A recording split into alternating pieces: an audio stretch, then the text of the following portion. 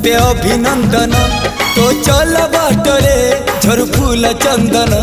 तो चल बाटरे झर फूल चंदन समयर चक्का भौरी घुरे घुरे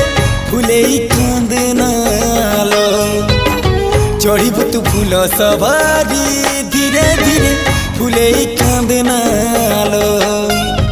बाहादर सुख परा विधाता देइछि तोते विरह वेदना सबु सहिबाकु हवा मते